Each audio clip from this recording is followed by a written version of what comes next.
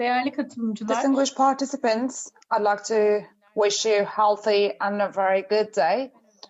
My name is Özlem Cinemre from the Development and Investment Bank of Turkey. I'm Deputy Director General. Today we are here for the grant program Info Day presentation of the Formal Employment Creation Project. Thank you very much for your attendance. The Formal Employment Creation Project grant program is financed by the European Union under the Facility for Refugees in Turkey.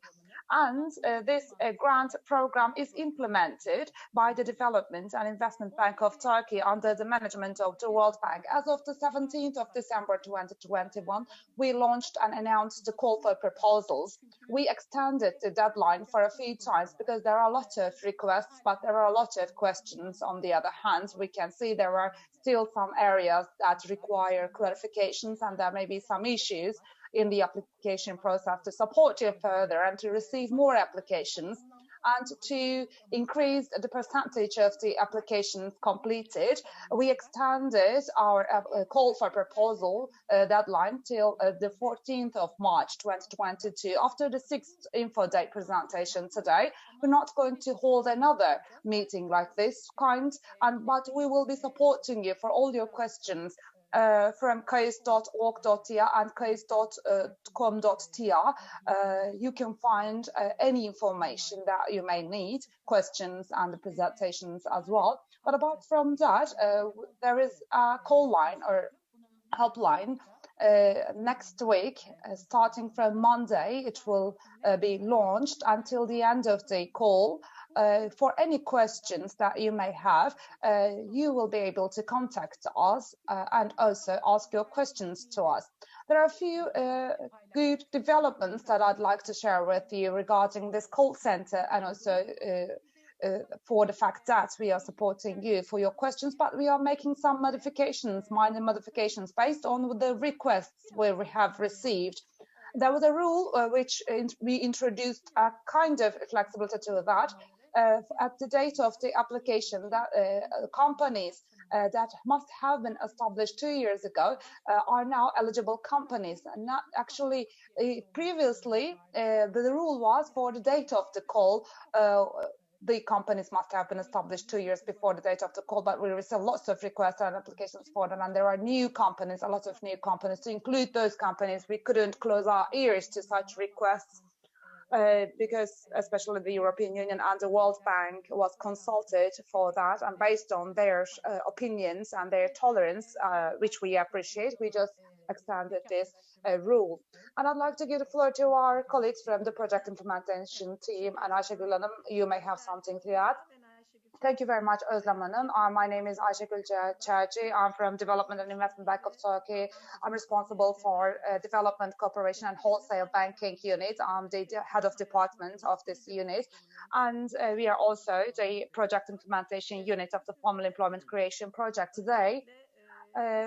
First, we are going to summarize the grant program through a presentation, information presentation, to be followed by information about our website. We will show our website to you, and we will show where you can find which documents under which tab. And at the last part of the presentation, we're going to show you the electronic application platform step by step, and we will show it in order to facilitate the application process and for you to upload the information accurately. We will try to guide you in this regard, and there is simultaneous interpretation in English in this meeting, and if you want to follow this meeting in English, you can click on interpretation button and click on English, and there is also resolution setting at the bottom of your screen. You can set the quality of video by clicking on that button. Thank you very much, and I wish you a fruitful meeting. I'd like to give the floor to Eren Düşkün for the presentation. Then Caner Bey will take the floor in order to introduce the platform. At the last part of this presentation and meeting, we're going to collect your questions. Of course, you're going to submit your questions in writing, as this is a webinar, and we will try to answer your questions verbally. Thank you very much for your attendance and for your attention in advance. Eren Bey, over to you. Thank you very much, Ayşegül Hanım. I'd like to share my screen now.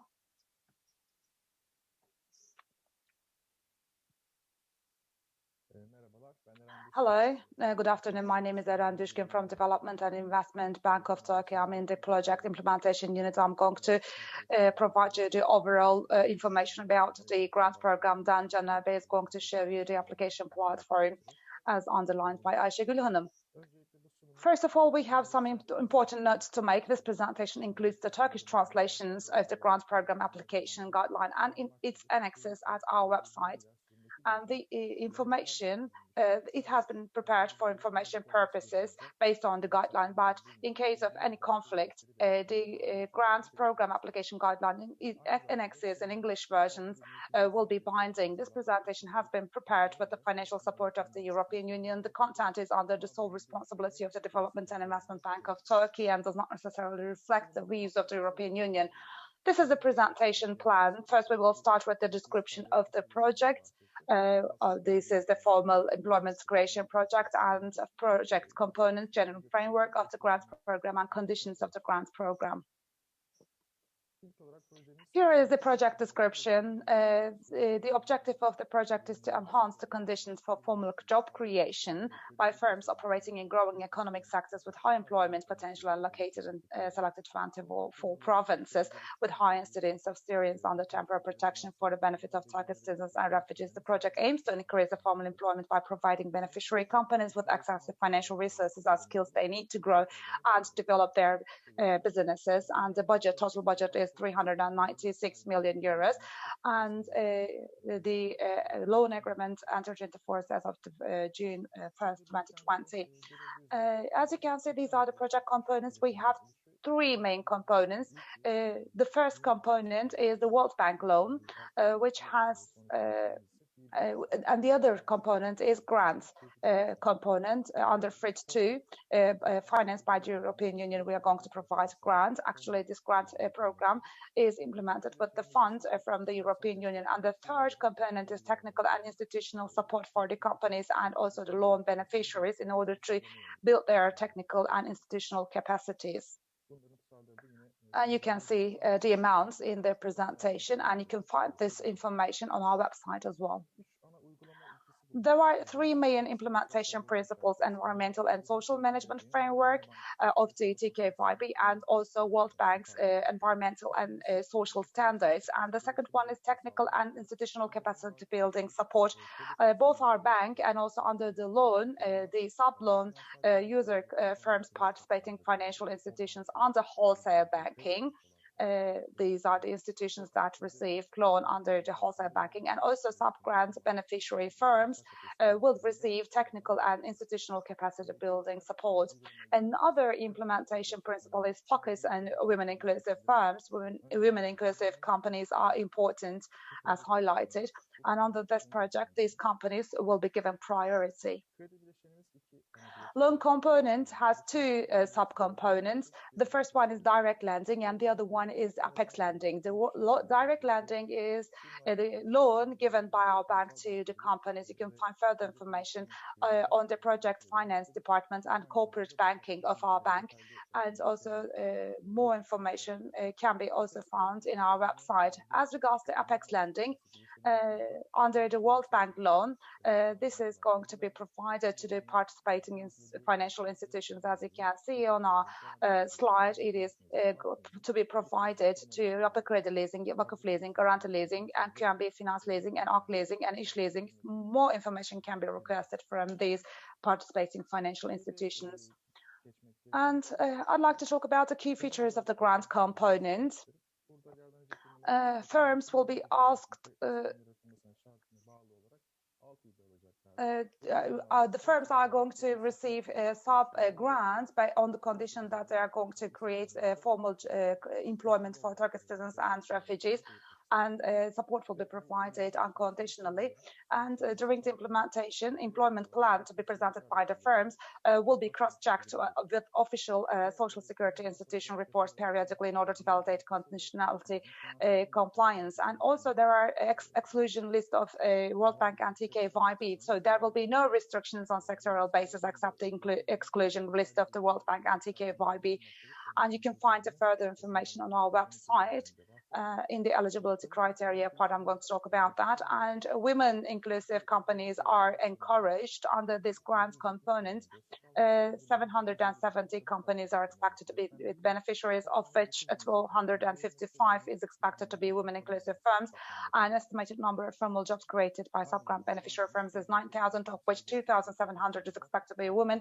TKYB will provide capacity building activities for the sub-grant beneficiaries under the technical and institutional support component of the project. These are the objectives of the grant program. As outside, the overall objective is to enhance the conditions for formal job creation by firms operating in growing economic sectors with high employment potential and located in selected 24 provinces.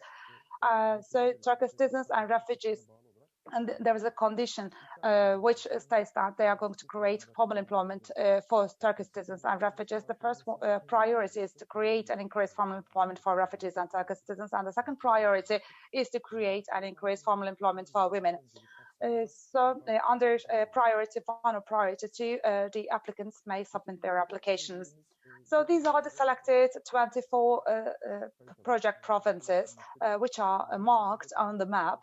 And for further information, you can visit our website and also our application guideline. And the relevant applicant companies must carry out their activities in these 24 selected project provinces. So the total program budget is 70 million euros. And depending on their size, we segregated the companies. These are small enterprises, medium enterprises, and large enterprises. And the size of the enterprises is determined according to the number of the employees, not the balance sheet or the other criteria. Only the number of the employees is taken as the basis in order to determine the size of the enterprises. For small enterprises, 14 million euros, and for medium enterprises, 22.4 million euros, and for large enterprises, 33.6 million euros will be allocated.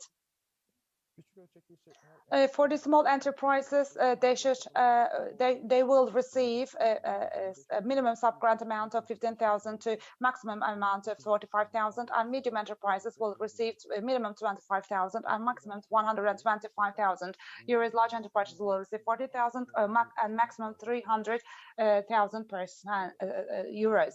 The requested sub-grant amount must be between 50% to 70% of the total eligible cost of the sub-project. You can see sample budgeting according to sub-grant. You can find further information in the presentation on our website. So this is just indicative, just for information purposes. So the applicants, depending on their needs in their projects, and also according to the employment plan they are going to submit, they have to set these numbers. Eligibility criteria. As regards eligibility criteria, there are 3 categories of eligibility criteria: who can apply, eligibility of sub-projects, and also eligibility of costs. Which costs are eligible, which are ineligible. First of all, who can apply? Eligibility of the applicant. So companies must be a legal person. Private unlimited companies are not eligible. So publicly owned businesses are not eligible. Cooperatives, NGOs are not eligible for this call. So under this call, I mean, it means the company must be privately owned completely and must be operating in the private sector. And the applicant firm must be officially registered in Turkey, in any city of Turkey, and must have facilities and activities in one of the selected project provinces, and must have been established at least 2 years prior to the date of call proposals notice.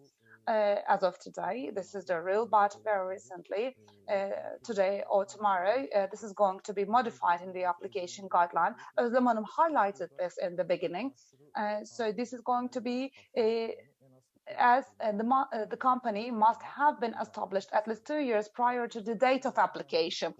They must have no previous non-paid and overdue liabilities. You can find the details in the application guideline, and the company or the applicant must be directly responsible for the preparation and management of sub-grant, and they should not be intermediaries, and they should be doing it willingly on their own will. And under this scope, the relevant company must not receive or must not have received a loan within the scope of the loan component of the formal employment creation project. As regards the eligibility of sub projects, we don't have any categorical restrictions on eligible economic sectors, they need to be compliant with the social environmental commitment plan and also standards of the World Bank and our bank, and they should not be included in the exclusion list of TKYB. And as an example to the themes of the project, they may increase the capacity to increase employment. They may make new investments or modernize their infrastructure. As regards the exclusion list, you can find the exclusion list in the project documents on our website. And for further information, you can visit our application guideline, refer to our application guideline. And each applicant must submit a sub-project with a duration of between 18 to 21 months, but it's expected to create and maintain formal employment for at least 18 months. So each applicant as a legal entity can submit only one sub-project proposal within the scope of the call for proposals. You can see the location of the sub-projects as I indicated on the map. We have 24 provinces, and apart from the condition that the applicant must be registered in Turkey, they must have the activities in one of these 24 provinces. As regards eligibility of costs, these are the general rules. All costs should be incurred by the beneficiary within the scope of the sub-project budget approved by TKYB, and all costs must be generated during the implementation period of the sub-grant. So costs incurred before the sub-project period will not be considered as eligible costs. So throughout the contract period, these costs must be incurred. The cost should be reasonable, justified, and clearly explained, verified, and financially sound, especially with regard to economy and efficiency. And eligible costs should be based on actual costs and verified by supporting documents, and a sub-project budget will be prepared in euro currency. The costs should be compatible with the general and specific objectives of the sub-project and should be included in the sub-project. And it also should be highlighted that apart from the indirect costs, no lump sum costs will be accepted. There may be some problems in applications regarding this matter, and I'd like to underline one fact. In the budget, under human resources item especially, in the number of the employees that you're going to employ, you have to indicate them one by one in the budget. So lump sum costs indicated will not be accepted and will not be considered as eligible. Human resources budget item is one of the most important components of the program. So at least minimum 70% and maximum 90% of the total eligible cost must be a human resources budget heading. And also, the sub-grant program aims to achieve a balanced formal job creation between Turkish citizens and refugees. So I'm going to show this in the evaluation process especially. So for women employment, percentage of women employment and refugee employment will be taken into consideration. For that reason, the applicants, if applicants can ensure at least 50% of refugee employment, it will be important for them and they're going to get higher scores. This is also applicable to women employment. And also, we need to also highlight another point. Only new employees will be employed under the sub-project, and existing employees under the companies and their costs will not be considered eligible costs. And also, as regards to working capital costs, raw material, ancillary materials, components, sub-assemblies, and also maintenance costs will be considered as eligible direct costs under working capital costs. So another budget item is fixed investment costs, machinery, equipment, vehicle, furniture, computer equipment, installation costs, small-scale construction work, and also software license purchasing and other various investment expenditures are under fixed investment costs. Used, second-hand, refurbished, repaired machinery equipment are not regarded as eligible costs. The budget items cannot reference any specific brand, model, or origin while preparing the sub-grant budget at the proposal stage.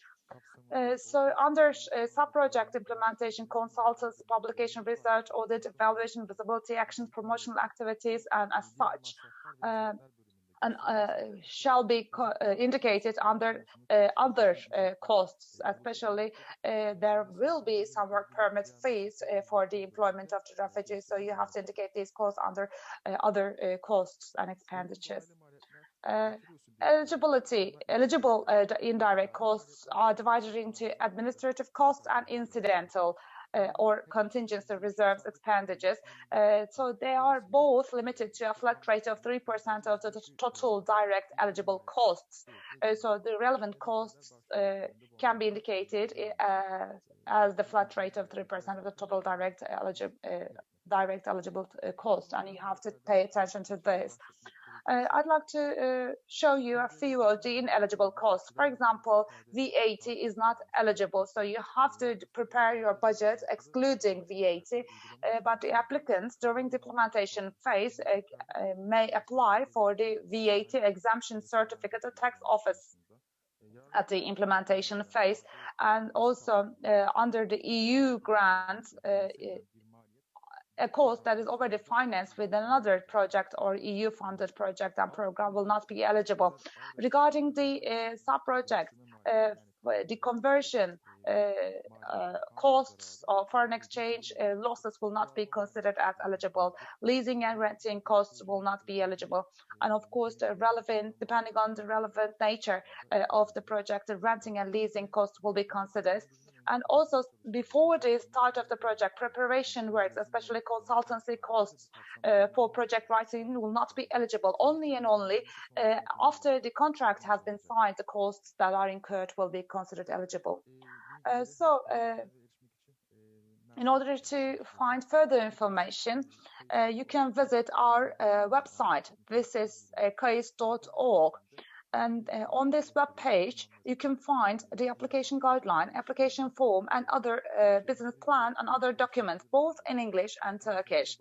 And also, application form and application guideline can be downloaded in Arabic as well. And Caner Bey is going to show you after this presentation the application platform and also our website. For that reason, I'm going to skip this part quickly. This is application process, how to apply. You can log in with the one-time code sent to your mobile phone on the application platform, and then you can submit your application here. And Caner Bey is going to provide you the details of the application process and application documents, but I'd like to briefly develop on them.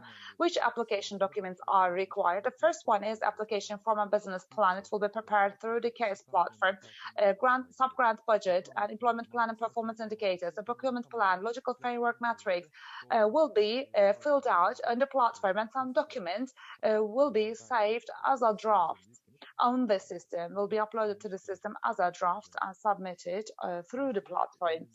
And so as regards to supporting documents, which supporting documents should be provided. These are elaborated in the application guideline with great details. Some documents have been uploaded on the website and also on the platform in templates, and you can find the templates. You should download them and sign them and upload them to the relevant sections of the platform. And other documents, for example, corporate income tax and also audit report, if any, and the decision of the applicant to submit the application and signature circular are all going to be uploaded to the relevant section, and you can find how they should be submitted in the application guideline.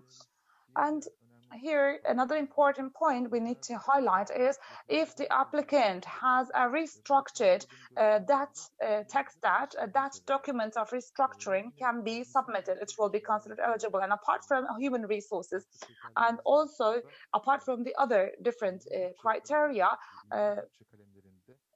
in the relevant budget items, some market research, market survey documents will be requested, and you can find the details in the application guideline regarding these documents. So also the license to operate workplace opening and operating permit is mandatory, and applicants are expected to submit them. Environmental impact assessment, we receive lots of questions about the environmental impact assessment decision. If there is any decision of EIA, and it may be positive or negative, EIA, whatever document you have relating to environmental impact assessment, you're expected to upload them. Because of legislation, if it is not mandatory for you to receive that decision, you have to submit your declaration in the relevant section that that assessment is not needed and not mandatory for you. And the applications will be submitted completely through the platform by the applicants. For that reason, a printed copy will not be submitted to our bank, and the applications may be submitted in Turkish and English, and application documents and other relevant documents are uploaded and presented and are available on our website for information purposes. And the deadline for the submission of the applications is the 14th of March 2023 by 5 p.m. as mentioned by Özlem Hanım. Yesterday we extended the deadline for submission of applications, so applicants will be facilitated further to prepare their applications. So as of after this date deadline, the application submitted will not be accepted. So at kayıst@kalkınma.com.tr is our email address. So if you have any questions or need further clarifications, you can contact us through this email address. And also, hundreds of questions that were sent to this email address have been answered, and we are trying to answer them. And there may be repeated and recurrent questions. We are collecting, and we have collected those questions, and you can find those frequently asked questions on our website. And you can find your answers and review those frequently asked questions.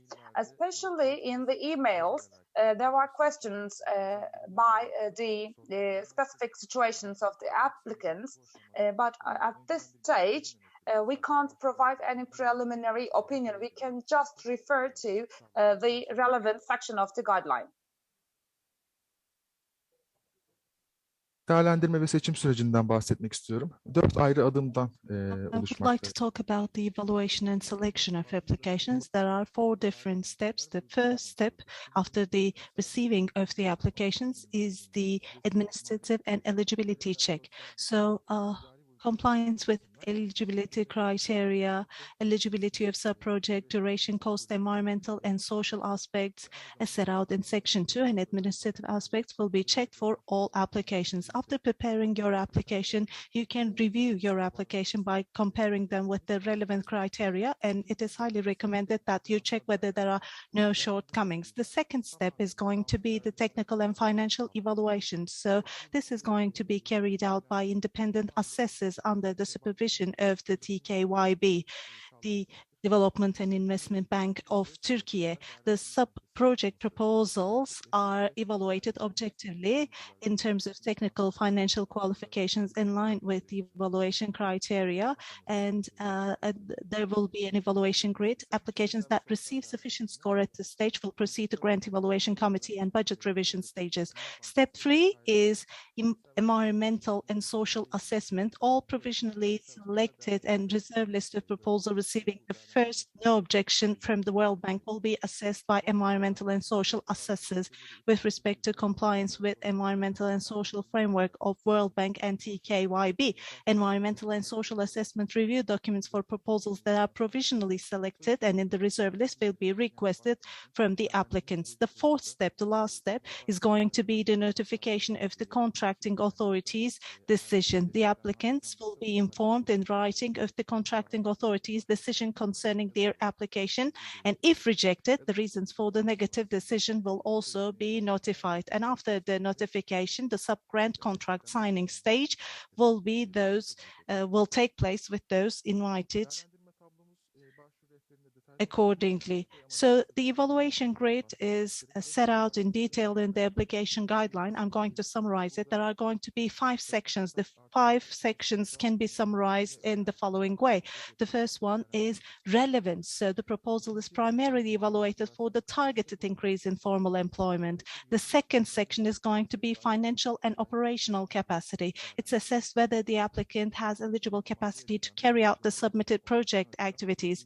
The issue of preparing work employment plan presented by the applicant in a clear and understandable manner is evaluated. Objectives of the project and preparation of the expected results in accordance with the business plan will be discussed.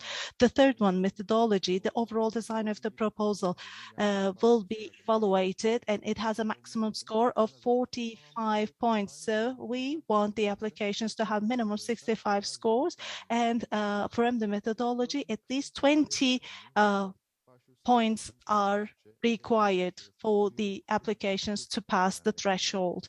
So the next one is going to be cost effectiveness. So this is also important. This is compatibility and relationship between the budget submitted by the applicant and the expected results, which is examined in the 4th section of cost effectiveness. Sustainability, the 5th one, is about the institutional structure of the applicant, Yöntem kısmından which will allow continuation of the activities after the end of the project, which is evaluated. I would like to talk about the methodology. So there are 4 subsections. The first one has 10 points. This is about how consistent is the overall design of the sub-project. Are the activities feasible and consistent with the objectives and expected results? This is what is going to be analyzed. The second subsection under methodology is about the proposal, and does the proposal include additional refugee employment? So percentage of additional refugee employment as percentage, and additional refugee employment, total additional employment multiplied by 100 is the methodology for calculation. You can see the detail in the methodology evaluation grid, and you can see the details in the application guideline. So the third subsection under methodology is about the proposal and about whether the proposal includes additional employment of any female employees, and the percentage of additional female employees will be calculated in percentage. The 4th subsection, which has 25 points in score, so this is categorized according to different size of enterprises. So you can see the different points for each additional employment. For a small enterprise, if there are 4 additional employments, there will be full points. For medium size, full points for 16 additional employment, and for large enterprises, full points for 40 additional employment has been planned. So I would like to talk about the indicative timeline. So deadline for the submission of applications is 14th of March. For administrative and eligibility check step 1, we have 15th of April, technical financial evaluation 15th of May, for environment social assessment 15th of July, notification of decision 1st of August, and subgrant contract signature 15th of September. This is an indicative timetable, so these are provisional dates and might be updated by the contracting authority during the procedure. So in such cases, the updated timetable will be published on the project website kayis.org. So the dates might change. These are provisional and indicative. So this is the key features of the grant program. You can see in the initial pages of the application guideline, you can see the overview of the grant program, which we wanted to include among the slides. I would like to thank you very much for your kind attention and for listening to me. I would like to give the floor over to my colleague, Caner Kar. Thank you very much for your kind attention. Thank you very much, Eren Bey. Caner Bey, I would like to give the floor over to you. You're going to show the web page first, and then you are going to show us the platform. Thank you very much, and over to you. The floor is yours. Thank you very much. Today, in the second part of this meeting, I'm going to show you kayis.org, the website, the project website. So when you go to kayis.org, this is the deadline for applications, which is extended, and you can see this announcement. The deadline for submission of application extended until the 14th of March. So next you will see the social media. You can follow us on Twitter, LinkedIn, and Instagram. So for the questions, the deadline is 11th of March 2022, and you can download the presentation delivered by Eren Bey, and you can look at the details of the slides in the presentation. In the first part of our webpage, you can see about project. When you click on about this project, you can see some detailed information about FRIT, the funding resource. You can see detailed information about the project provinces, the objectives and components of the project. So you can see them in about the project tab. So there is another tab, which is project documents, especially in terms of environmental and social aspects. What are the documents required by Development and Investment Bank of Turkey and World Bank? You can see those, and you can see World Bank procurement documents, which are made available here, and also environmental and social framework of the World Bank is made available.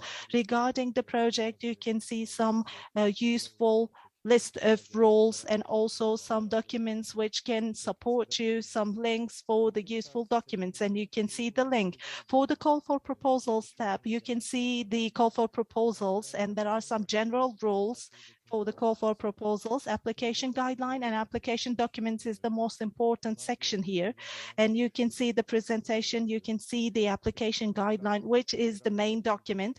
We are going to look at the platform in a minute, and in the platform you are going to have some pages. You can see the annexes, the application form, business plan, and also the budget template. You can see all those documents and you can have access to them. Please look at them in great detail. So FAQ, frequently asked questions. So far we have received 350 to 1,000 questions, and we added the 40 frequently asked questions among them. So when you click on the relevant question, you can see the reply in the drop-down menu. And please look at this part in detail. So there's another tab, which is the announcements, and you can see the most up-to-date announcements made by TKYB about the program and the project. There is newsfeed part and also communication. So if you have any questions, please do not hesitate to ask them through the form by entering your message using this web page. When you click on the form, there is another page that you're routed to, and you can type your questions there in order to send us your questions. The website are both Turkish, English, Arabic. You can arrange the language support from this part. And also when you click on applications, you are referred to the relevant part. When you click on apply from the web page, it is really important to register with your mobile phone if you're logging in for the first time. But if you logged in before, this is where you are routed to. So you have to type the tax ID number of the company and the name of the company. There is consent approval and also some requirements regarding the law on the protection of personal data. When you click accept, you continue and you will see the next page. The name of the company automatically appears, and then the budget appears automatically after you fill in the relevant part. In the further pages, I will show those, and the amount of the grant. If there is an abbreviation of the company, you have to enter this abbreviation. This is not compulsory. There is a drop-down menu, so you will have to choose the type of the company: joint stock, limited liability, collective, ordinary partnership, and limited partnership company. So your tax number appears, and also the tax office that you're registered to, and date that you are registered at the Trade Gazette. So 24 provinces, your company has to be registered in one of those 24 provinces, and depending on the scale.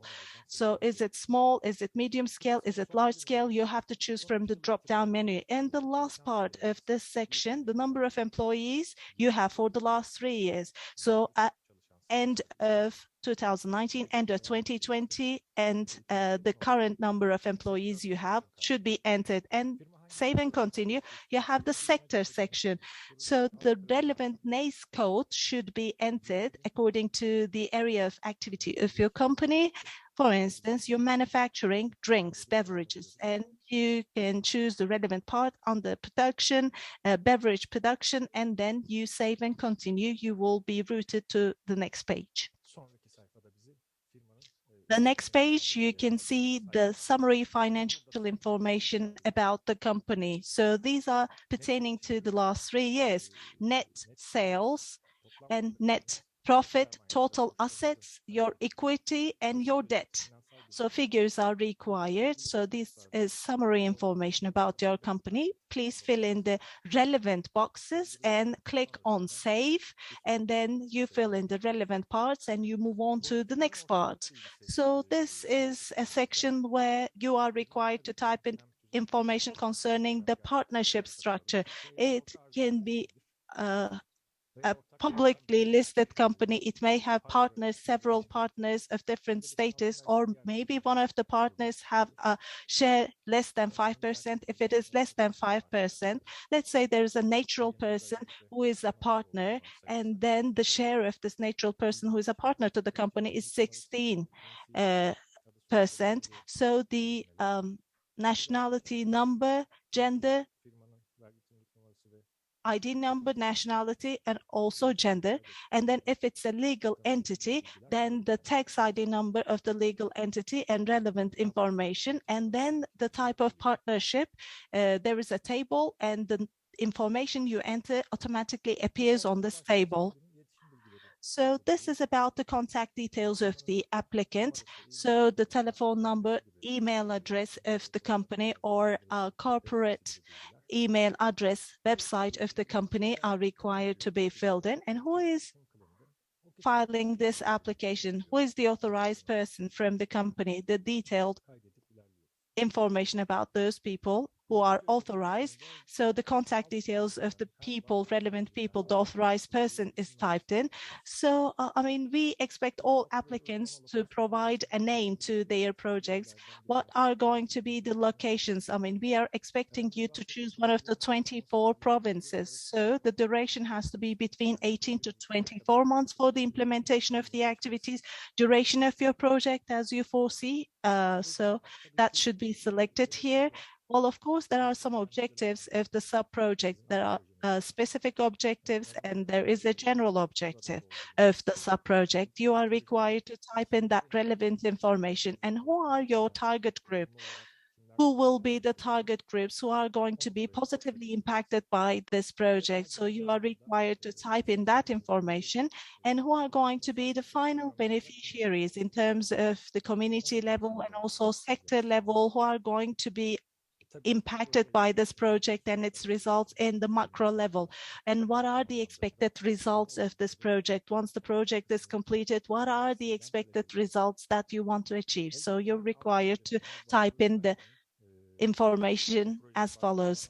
Of course, the purpose might be different in filing an application.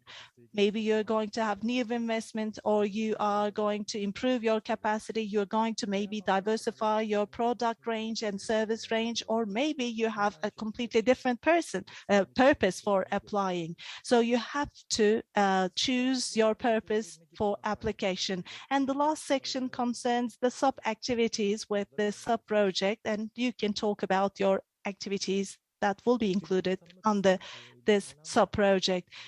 Definition of the company. This is something that we attach a lot of importance, and we expect a lot of details. So the history of the company, when was it established and why was it established? What was the history? What are the steps that you have been through? So we want you to introduce your company and infrastructure. What is your infrastructure, age, status of the buildings that you have? You can talk about all those details.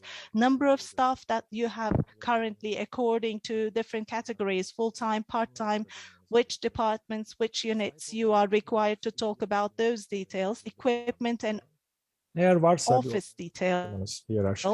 We are requiring you to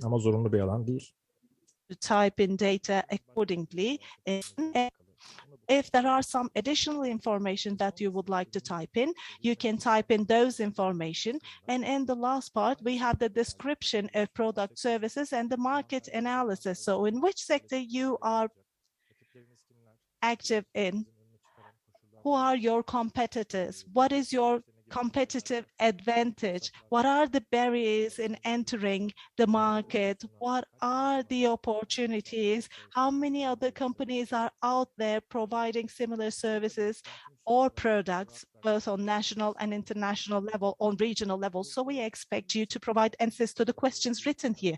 In all these sections, there is no limit to the words, to the number of characters. You can type in as many as you want. Although it looks like a small frame, you are not limited to the words and the number of characters. We expect you to provide details as many as possible. In the objectives part, as you already know, the grant program and the project, formal employment creation project, has both general and specific objectives. And we expect each sub-project to have general and specific objectives. As you know, the purpose of this project is to improve the formal employment creation and the conditions of formal employment in the selected project provinces. So you can talk about what you want to do. What is your purpose? What is your objective? And with additional employment, who are you targeting at? You can set some specific targets such as refugees or refugee women or women in general. At the end of the day, when you complete this project as a company, as an applicant, what is the added value that you want to create? What is going to be the impact of your activities? You can talk about all those details in this section as I showed. I previously talked about this part. This program has an objective and each sub-project has an objective, and we are going to check their relevance, whether they fit, whether they match. In the justifications for the employment, you can talk about that relevance. And every project, every sub-project has target groups, and there are people who are going to be directly impacted and indirectly impacted. What is their number? What about, the restrictions? What about their needs? So you can see some questions have already been asked in blue. So we expect you to provide answers to the questions written in blue. Why did you choose this specific target group? Why do you focus on refugees, or why do you focus on women? Let's say you are going to buy some machinery or equipment. Why do you need that machinery and equipment? All those will be described in this part. So market position strategy. So with this sub-project, what kind of customers do you already have? And with the increase in employment, with increase in quality that you're aiming to achieve, what is the future that you are considering for yourself? Why do you need this? What is your marketing strategy? And what is the future projection? So you can talk about all those details in this frame. So World Bank and also Development and Investment Bank of Turkey attaches importance to the environmental and social aspect of the project. What are your commitments in terms of environmental and social aspects? So all those are required to be typed in the environmental and social aspect of the sub-project. If there is some additional information about the legislation, let's say you can construct a new building, you can renovate a building already existing. So the construction license has to be provided in copy, or other legal authorizations and permits can be uploaded in this section.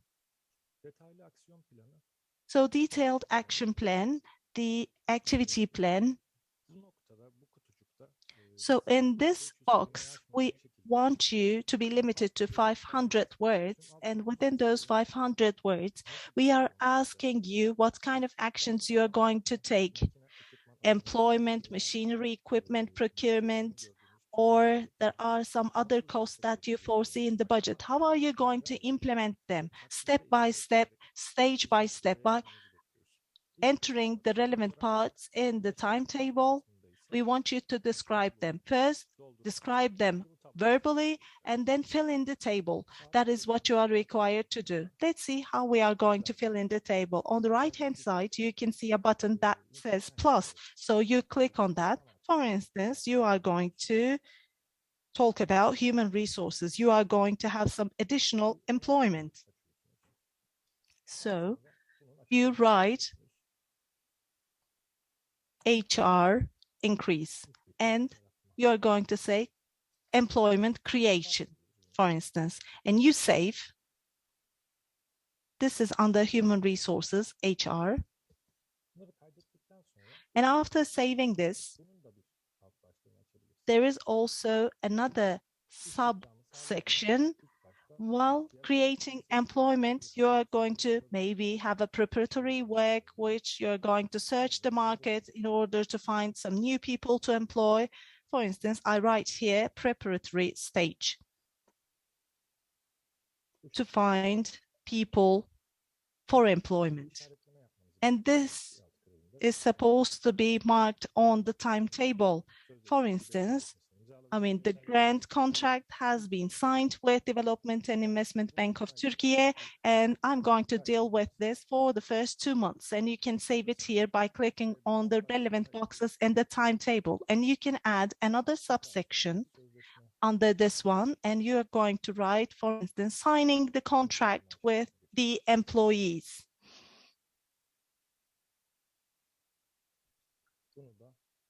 And let's suppose that you're going to do that in month 2 after the signing of the contract, and those people will actually take office. So I add another subsection in order to type in the details, and starting from month 3, for a duration of 18 months, I'm going to keep these people in business. So I'm making this commitment to employ them for at least 18 months. So while filling in the details of HR activity, please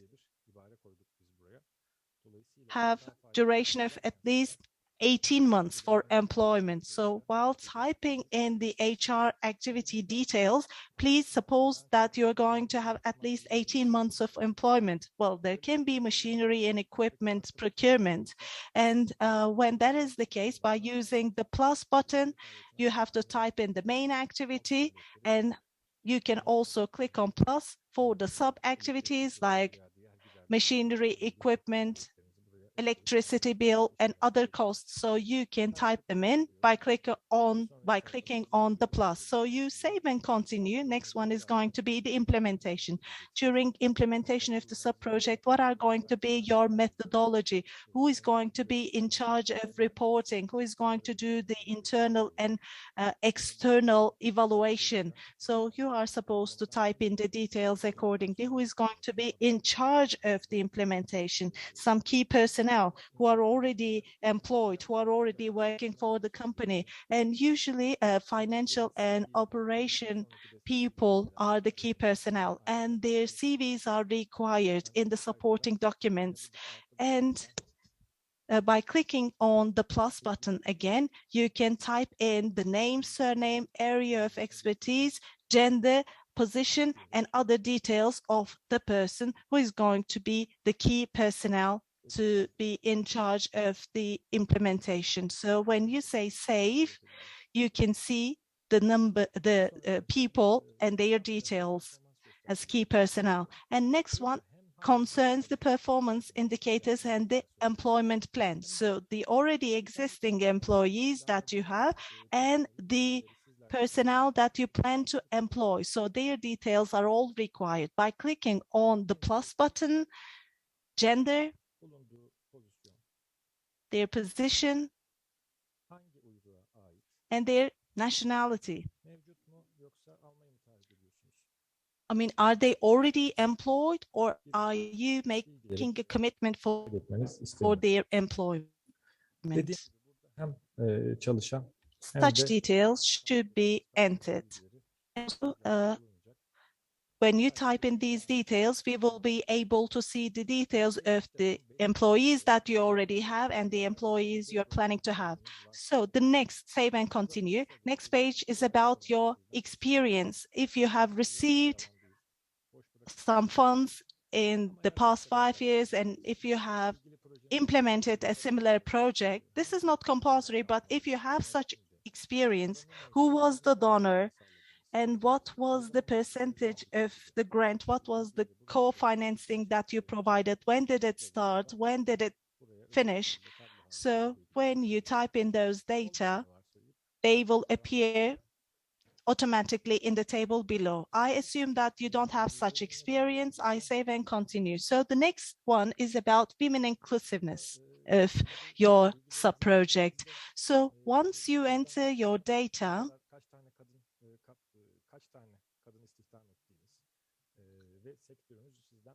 you will be providing information concerning how many women you are going to employ.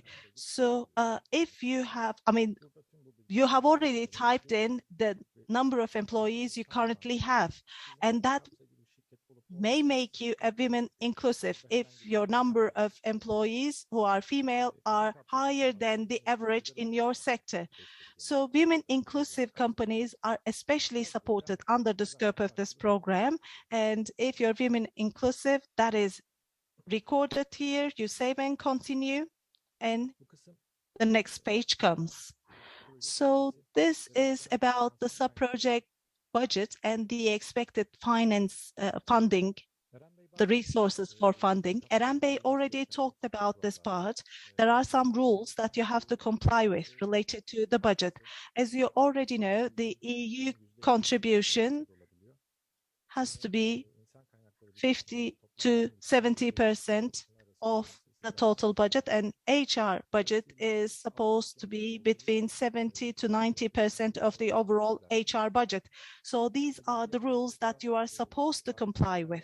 And another important rule is there should be no lump sum except for the incidental cost, especially in the HR costs. It means that if you are planning to employ 10 people, their cost should not be entered as cumulative.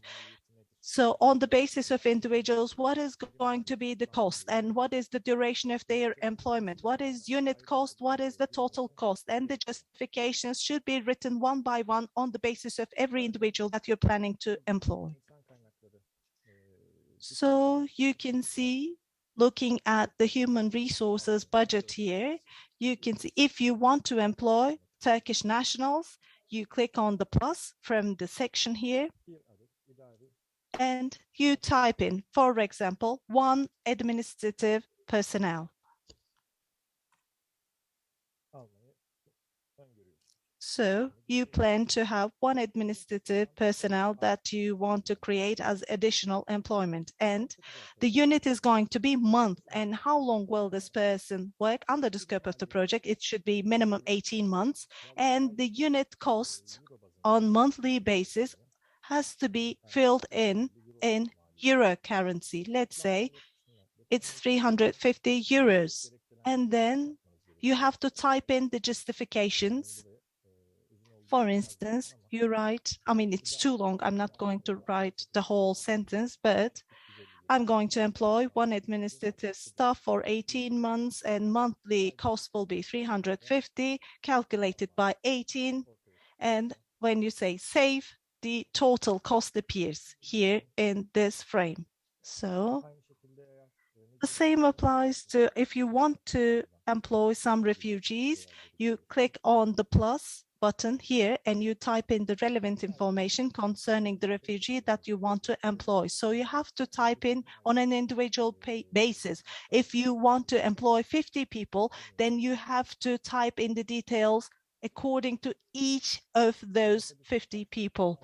So this is one of the FAQs. Does it have to be minimum wage? Doesn't necessarily have to be. This is depending on the needs of your company. So it is important to take into consideration the needs that your company have, and the costs will be calculated according to the needs of your company.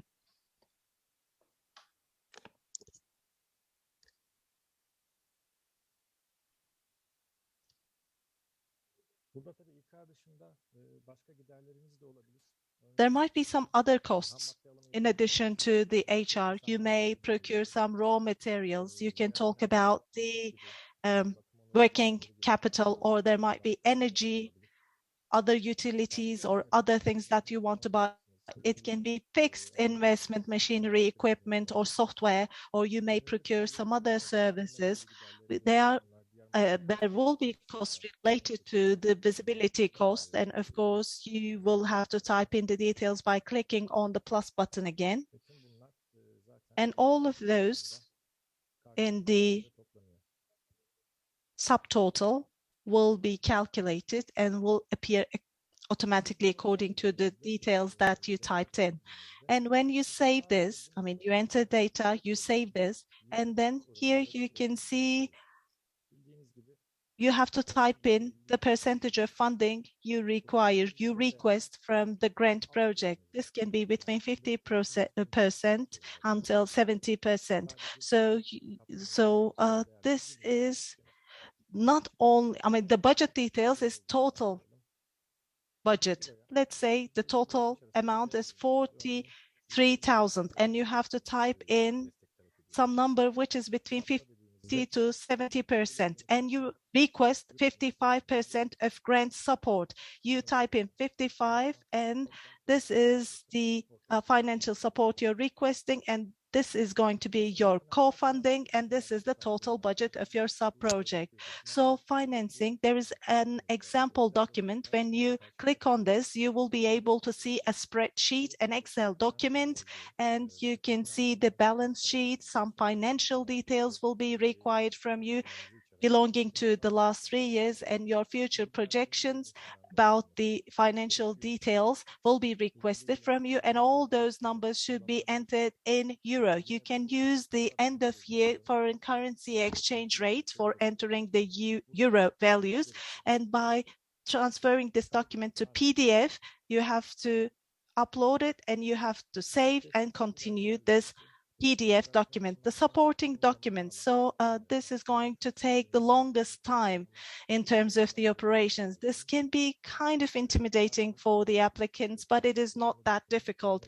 The first 3 compulsory documents already have their example templates, and you can just download them and you can upload the PDF versions by signing and stamping them. The first one is letter of commitment from the applicant. The second one is statement of consent. All of those are standard documents. You have to download them, sign, stamp, and upload. And the third one says that there are no seized debts. There is no seized assets. So the fourth one concerns the sector, whether you're in the exclusion list or not. So you have to get the relevant documentation from the e-government system, and you can upload the PDF document or you can upload the screenshot. So activity certificate that is received 3 months, maximum 3 months in advance of the application, trade registry gazette, and also the ledger showing the partners and the shares. If one of the partners has more than 1/4 of the shares, and if it's a natural person, then relevant details such as the passport copy, and also the tax statement, and also up-to-date SSI statement, the number of employees currently available, and also other documents related to the financials, and also 2019 to 2020 corporate tax statement of the applicant, which is approved by the accountant. So the other ones are not compulsory. So this depends on the type of the company. The number 14 is the authorized representative of the company provides a notary attested document by the authorized person of the company saying that they make this commitment, and this can also be uploaded in PDF format, or the signature circular can also be uploaded here. So while filling in the budget, we ask you to provide some information concerning the justifications. We expect you to make a market research. You need a specific machinery, and you enter some details about the budget, about the cost, but there has to be a background. You can have a pro forma invoice, you can have some other record or some other documents. You are supposed to upload those documents here in this section. You can choose file and you can upload one document. If you have several documents, you can combine them in PDF format and you can upload that PDF document as one document. I previously stated this one. There has to be key personnel in every company. The key staff, key personnel is those people who are going to be in charge of the sub-project. We ask about their CVs. There is a template here about the CV, about the content. For every key personnel, you have to combine them in PDF format and upload them as one document. So environmental and social assessment certificates, this is a very long part, but there are many compulsory documents that we require. So, and the statements, so saying that I'm not in the list of activities which are not funded. We also have a template. You have to download, stamp, sign, and upload it after stamping and signing. So in order to have legal operations, I mean, you have to have a license to operate. This is a very basic document that you must have if you are a legal enterprise. But about the environmental impact assessment, is it out of scope? Is it exempt? Or is it within scope? What is its status? Maybe the company made an application and the application is pending. So we want the companies to upload the relevant documentation concerning environmental impact assessment. So you can see the last part. So you make a commitment. This is the last part. You say that I'm going to supply environmental social risk assessment certificates, documents, and I am going to fill in the questionnaire concerning environmental and social assessment. So you have to upload the PDF document accordingly. And the next part is about the evaluation. Once the application process is over, during the evaluation, these are the documents that will be required to be supplied. So while filling in the application, you don't have to fill in this part. So occupational safety and health risk assessment, this is a compulsory area, but we are working on this. This is no longer going to be compulsory.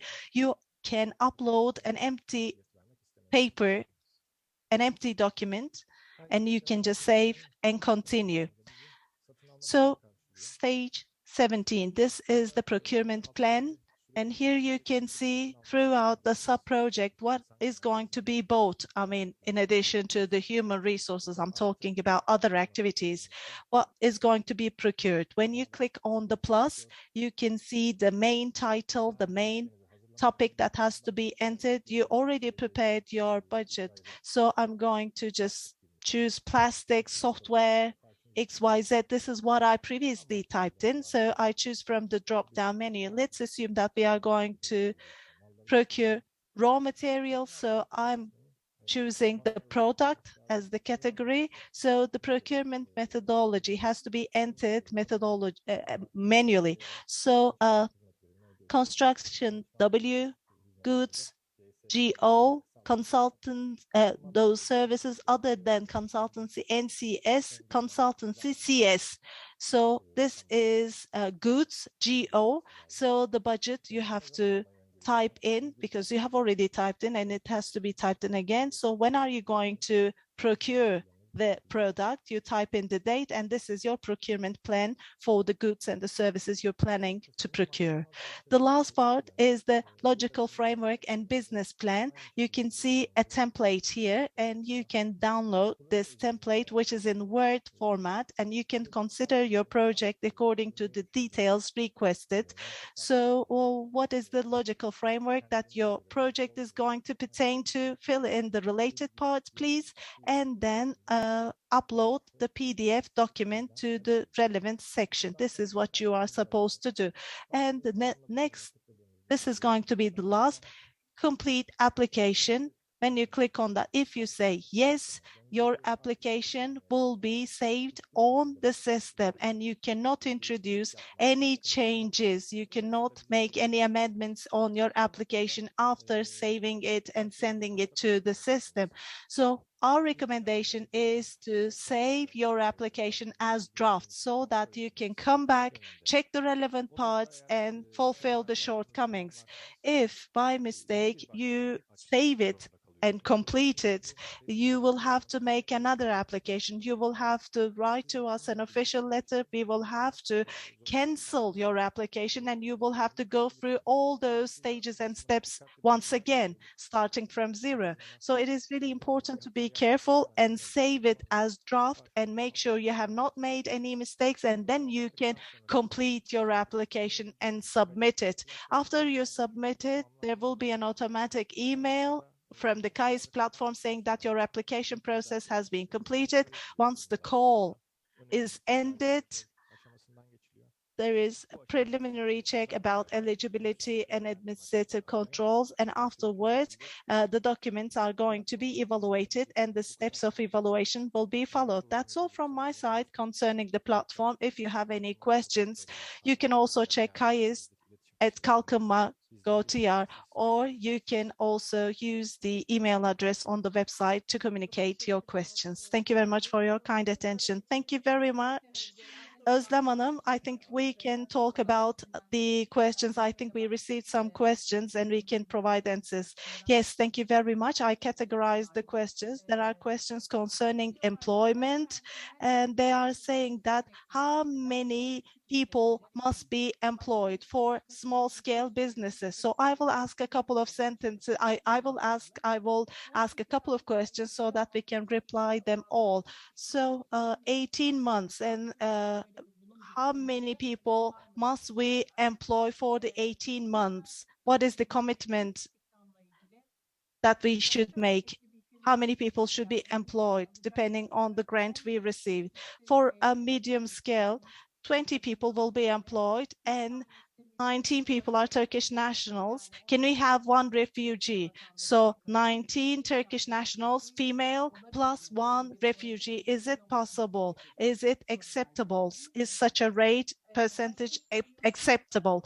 Another one says that, so for employment, 50% Turkish nationals, 50% refugees. But yesterday, the Ministry of Interior announced that in metropolitan cities, there will not be any new refugees that will be admitted for registration. So, and it continues again, which is a similar question. Under the scope of the program, you mentioned that there will be minimum 18 months for the duration of employment.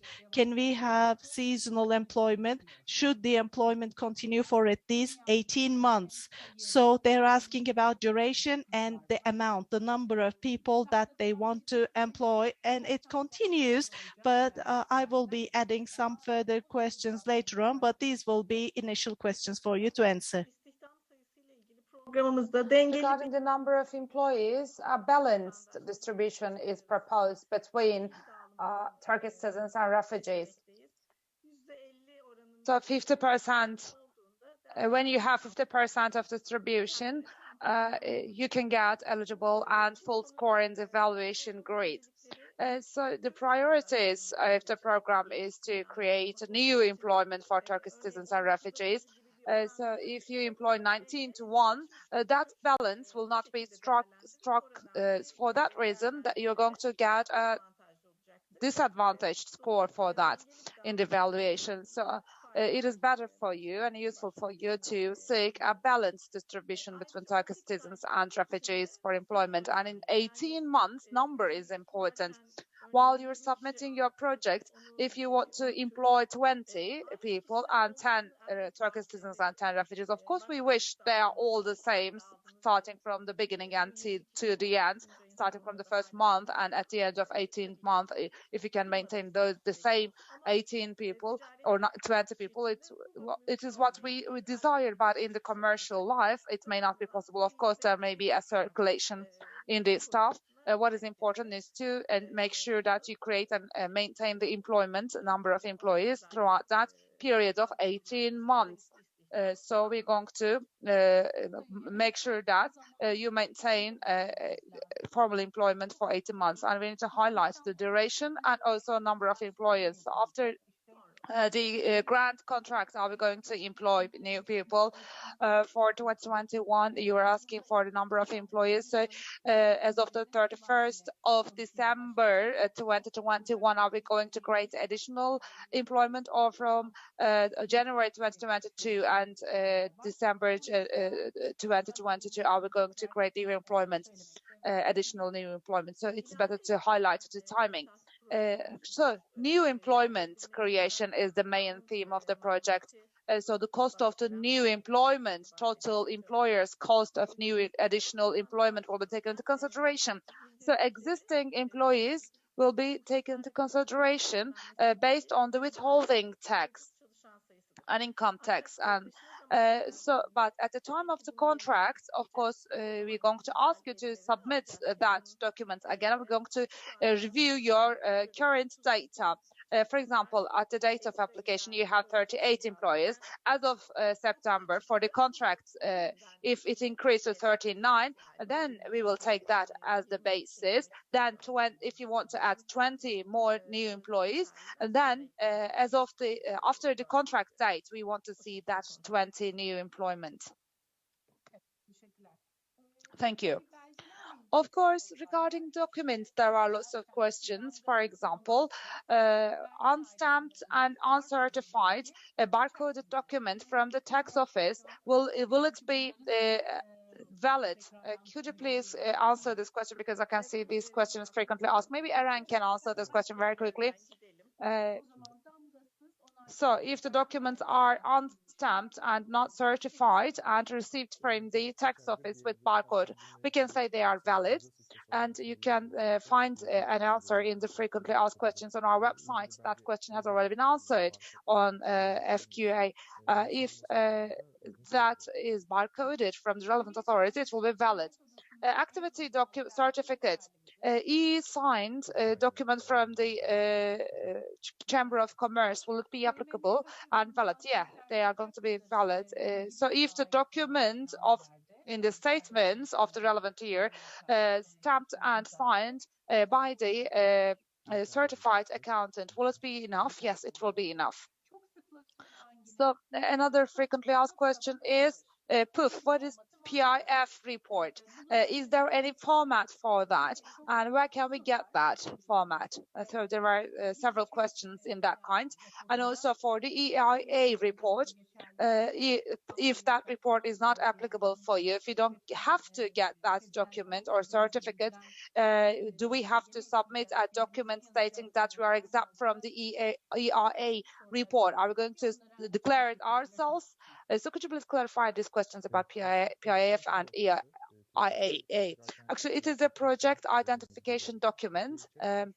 So in the EIA application, the relevant applicant, the relevant firm needs to create this file for the relevant activity. You can find it in the regulation on the environmental impact assessment in Annex 2, list in the Annex 2. It is indicated which document it is. So please review that legislation in order to find that document. Is there any format for that? Yeah, in the EIA regulation, you can find that template or format. But if you need further clarifications, then you can send your questions to kalkınma.com.tr. So regarding the format, there is another question. So of course, these companies are going to get the approval of the board for the use of the grants if they are awarded. Is there any standard format for that, they're asking? For a decision of the Board of Executives, is there any format for that decision? No, there is no format, a standard format. But what is important in that letter or this signature circular? Just a decision is expected to be taken by the board for the application of this call, or in the relevant documents that needs to be indicated. So there is no format of that document. So only in the supporting documents part, there is a description of that declaration. The authorized personnel of the company should be indicated as the authorized person. And also, this is a kind of letter of commitment, and the person who is authorized to undersign the document should submit that declaration. And in general, all the documents that need to be stamped and signed, will it be enough if we just submit the original forms, original documents? Yeah, of course, you are going to scan them and upload them. At this stage, we do not request any printed documents. They are going to be scanned and then uploaded to the system, all. For the temporary statements and also main accounts ledger, will 2020 be applicable?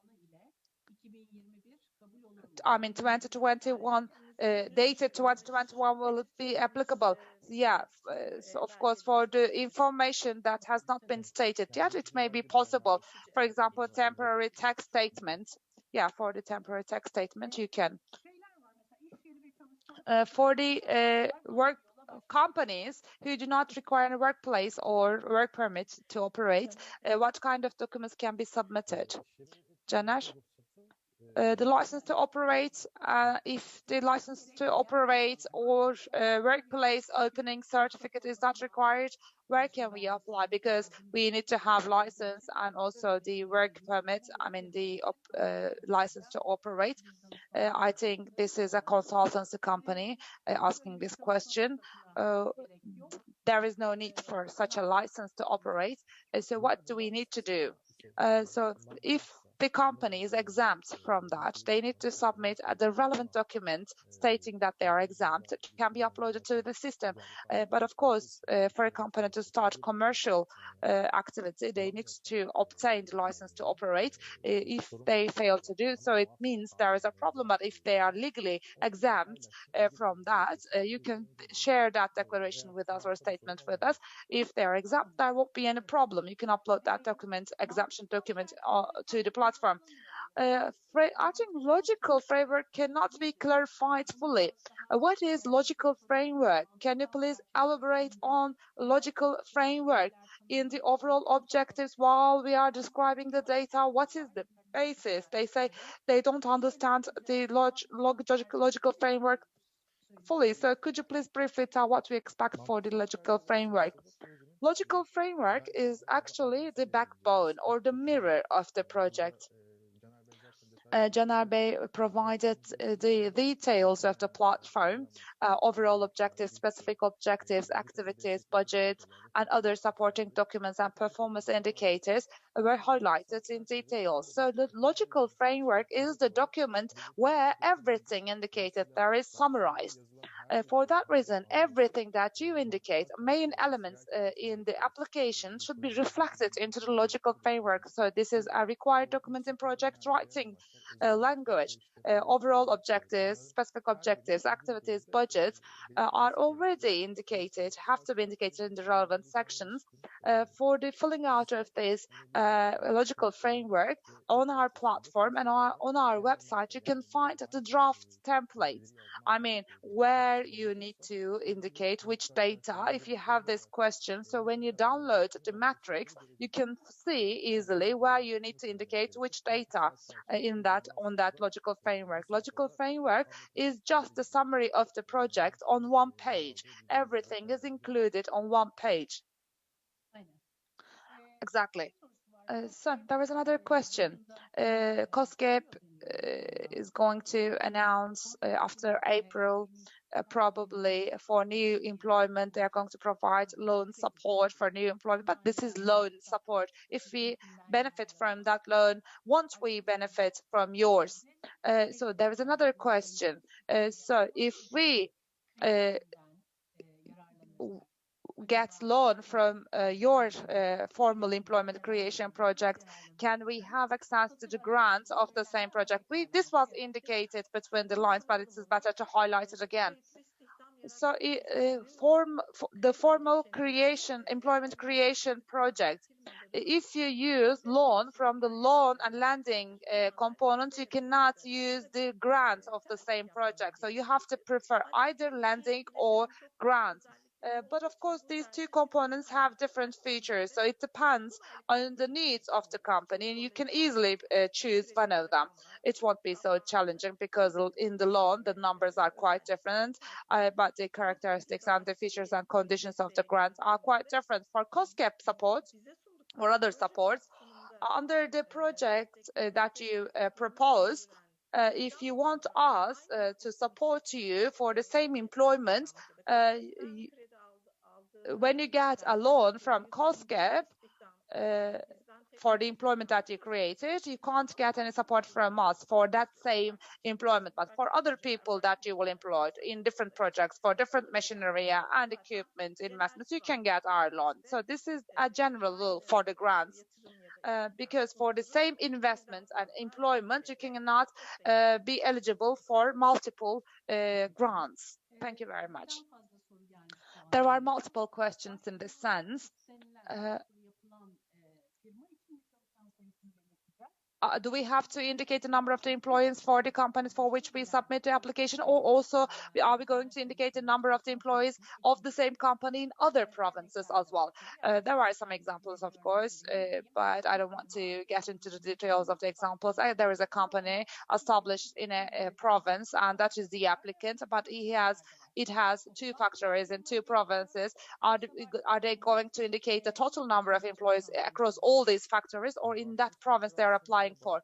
So the applicants, when you log into the application platform, the tax ID of the applicant needs to be indicated. For that reason, legal entities holding that tax ID should submit that proposal. So they have to indicate the total number of the employees under that tax ID should be indicated, not in just one province, but under that tax ID, the total number of employees registered should be indicated. For that reason, while determining the size of the applicant, the total number of the employees will be taken into consideration. Thank you very much. On the platform, can we submit multiple applications with just one phone number? Can one company submit applications, several applications with just one phone number? I don't know if it's just one company or multiple companies, but with just one phone number, can they submit multiple applications? Caner, it's better for you to describe the situation. So in the application process, we are asking for the tax ID of the company. This creates the ID of that company. With one phone number, companies holding different IDs can submit applications. But for just one company, you have to use just one phone number because that phone number will be matched with the ID number, tax ID number, so it won't be possible to submit multiple applications for the same company with one phone number. So there are a few more questions about this. Exchange rate. Which exchange rate are we going to take as the basis? Because pro forma and also the invoice payments are going to be paid on the basis of the grants in euros. So what is the rate, exchange rate? When are you going to inform us? Are you going to inform us? Where can we learn about it? It's about the euro, Turkish lira exchange rate differences or fluctuations. So how are you going to measure it and calculate it? Okay, let's explain it. Thank you, Özlem Hanım. Under the grants program, the sub-project budget will be prepared in euros, grant amount will be determined in euros, but the payments are going to be made based on the actual costs. For that reason, in the records of the companies, they are going to make the payments or expenditures in euros or Turkish lira, whatever, and from the grants, the payments, reimbursements will be made on the basis of the exchange rate on the date of the expenditures. In 4-year exchange rate will not be used, contrary to the other programs. So every cost, every expenditure will be converted into euro on the date when it is incurred. So in the whole program, the gains and earnings because of the exchange rate will not be allowed. Human inclusive. companies are to be encouraged, of course, and employment is also encouraged to be women inclusive under this grant program. But there is a question regarding women inclusiveness in evaluation. Are we going to get additional scores and points? So what is the benefit and advantage? Women employment, women inclusiveness are interrelated, but not every women employment may be women inclusive. So we want this for information. So, for example, in the top management, in the middle management, or in the partners, there must be certain percentage of women representation, and also in the sector, in the activity they operate, they should have higher percentage than the average women employed in that relevant sector. But of course, in the evaluation of the grant sub-project, the number of women employees is important. So there is a part where they can get 5 points, where it is separately evaluated. Especially women employment is evaluated in one section of the evaluation grid. Yes, they will get additional points for that. So this is going to be encouraged then. In the budget, in HR part, for the occupations of employment, do we have to indicate the details? Because we are going to indicate the number of employees, like employee 1, employee 2, but do we have to specify which occupations they practice? Because if we do so, it will be binding on us. Without indicating their occupations or professions, is it okay just to show the number of employees we will employ? Caner, or if you like, I can answer this question. Applicants, right at the beginning, are expected to submit an employment plan in which refugees, males, females, and other criteria are expected to be indicated. For that reason, in the employment plan, for every additional employee that they specify, should be details in the budget part. If additional employment will be created for 10 more people, that in that plan, every item, every row in the budget should be indicated. Is it a refugee, male, female, or Turkish citizens? Are they supported by ESSN, or they are not covered by ESSN? They all have to be indicated. And also, in addition to that, for which a job are they going to employ those persons? They should be indicated in the administrative posts, or in the technical posts, or in which jobs and duties are you planning to employ them. Especially in the right-hand side of the budget, justification of the costs are indicated. So in that relevant section, according to which justification are you going to create that employment for additional employees, and for which activities are they going to fulfill should be indicated. So in the frequently asked questions part of our website, you can find example budget preparation. You can find further details in the relevant parts. So as an additional point, Özlem Hanım, for the applicants, we are expecting a detailed employment plan and budget, but of course 18 months is a long period. In just ordinary commercial activity, if there is a change, they have to send an addendum for the modifications. But of course, we are not expecting one thing. Let's say they are planning to hire 20 people, but they are hiring 2. So this is going to be a reason for deductions or withholding in the grant. But of course, there may be some variation between the occupations and jobs. But in general, the plan that is drafted for the project is expected to be implemented. But the grant program is more sensitive to the number of employees, not the occupations mainly. Of course, there may be some gradual transition between the occupations. For example, you may hire some people for another department or unit, but in total, if you hire 5 and 10 people, the occupations may vary. But of course, we are expecting you to be closer to the numbers that you promise, and hopefully you can create more employment.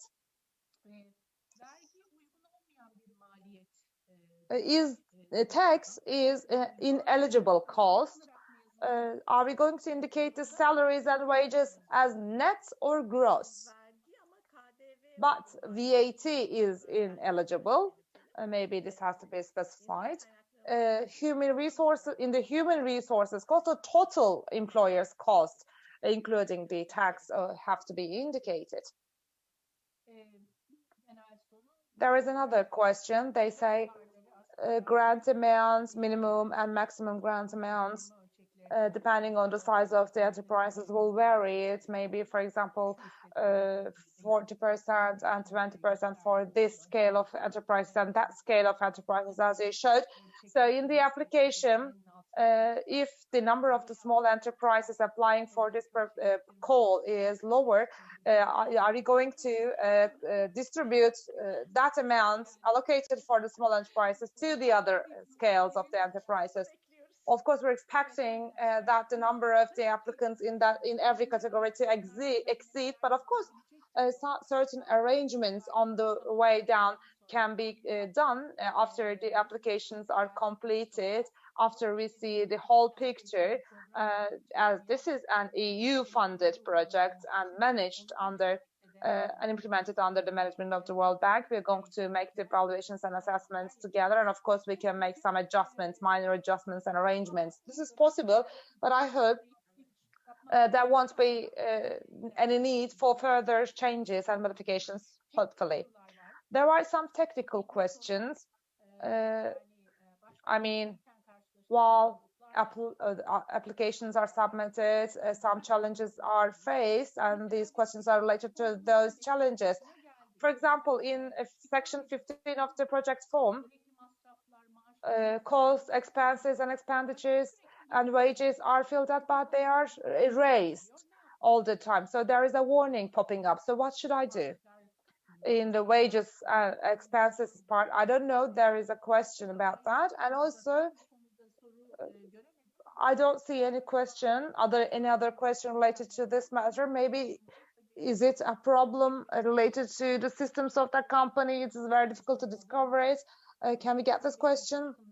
In section 15, in expenses and wages part, they are all the input, the data that is input are erased continuously and omitted continuously. Have you ever seen that problem? No, we didn't see that problem regarding page 15. We received lots of questions, but the reason for that, maybe they are not recording it or saving it.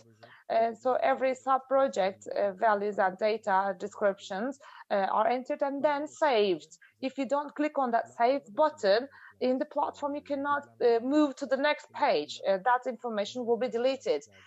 So you have to pay attention to that. You have to indicate every sub-project budget and every budget item. You have to save it. And after that, a reminder. So I don't know how you saw my screen in my presentation, but while entering the budget item, every budget item, you have to click on the plus button, and it's on the right-hand side of the screen.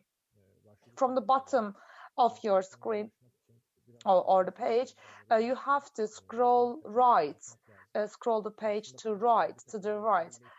So we are improving the visual aspects of the platform. Probably in a few days it's going to be more user-friendly, because we received the feedback and suggestions and complaints from the applicants and then submitted them to the relevant unit, and the applicants must definitely click on save button.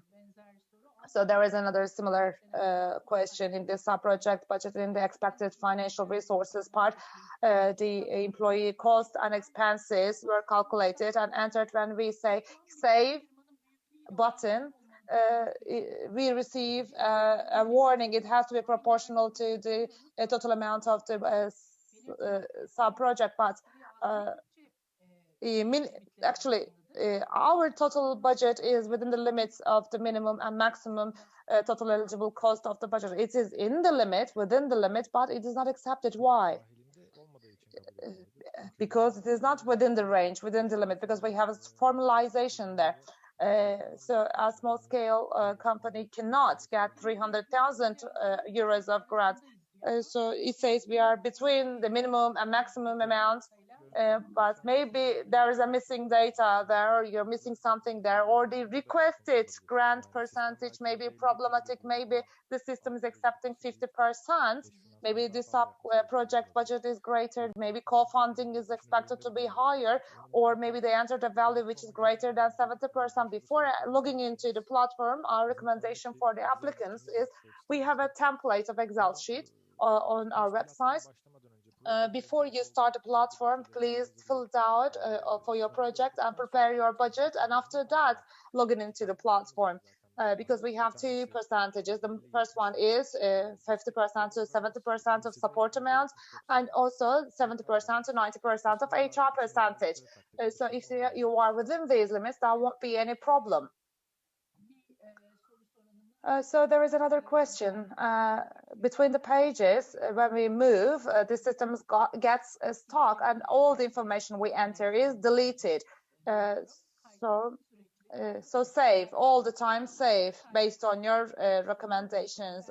Every time you enter the data, save it. Some files are too large and the system does not accept the uploading of those large size files. For example, capacity report. Capacity report is very large and the system does not accept it. So what can we do for that? Two suggestions for that. On the internet, the relevant file size can be made smaller. So this platform is in-house platform. So we are working with our IT unit, internal IT unit, so we can get quick actions to the complaints and we can get back to you as soon as possible. So we contacted the relevant documents. So the capacity will be raised from 2 megabytes to 10 megabytes. So that won't be any problem in the following day. So even if you are facing some problems in uploading the small files, so this problem will be overcome and you will be able to upload these documents to the system. Yeah, they are talking about the warnings about the file sizes. So we should solve this problem as soon as possible. Maybe IT colleagues can help us in this regard. At least we can solve this problem. So there are lots of questions about this. So there is a problem, it means. In the sub-project theme, is there any limitation? I mean, is there a limitation to the subject or topic of the sub-project? No, as long as they are not in the exclusion list and the activity is not excluded from funding, there won't be any limitations. If we receive grant support, can we also get the loan support? This is a repeated question. So from which authorities we can get our capacity reports? So in general, I can say capacity report, institutions that are subject to capacity report legislation are expected to get that document. Mainly companies operating in manufacturing sector, production sector are expected to get that document, and the service companies have activity certificates from the relevant chambers, and that is enough.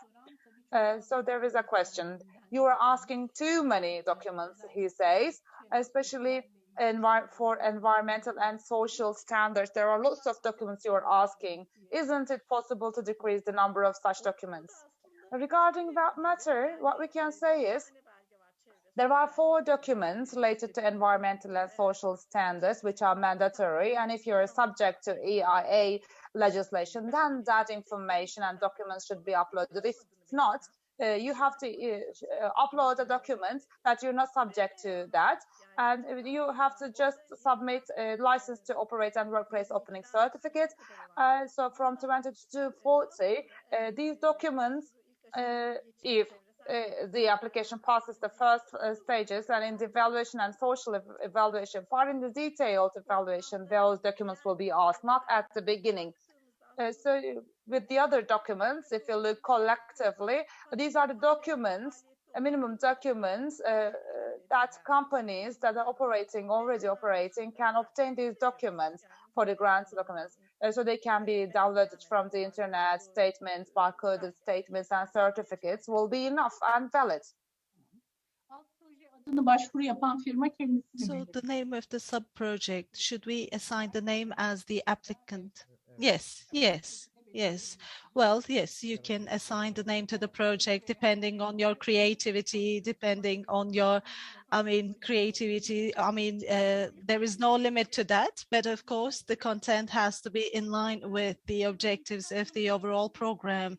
So can we buy forklift under the scope of the grant, and can I buy some automobiles? There are some specific questions that we have received.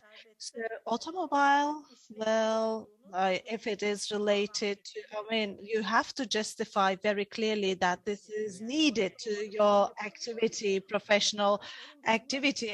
You have to show that without an automobile, you wouldn't be able to do the job, but otherwise it's for personal use. You have to have very strong justification. Buying the forklift, you can buy a forklift, but it is important to read the budget. For instance, you prepare the budget and you want to benefit from 70% of the grant, and human resources should be at least 70%.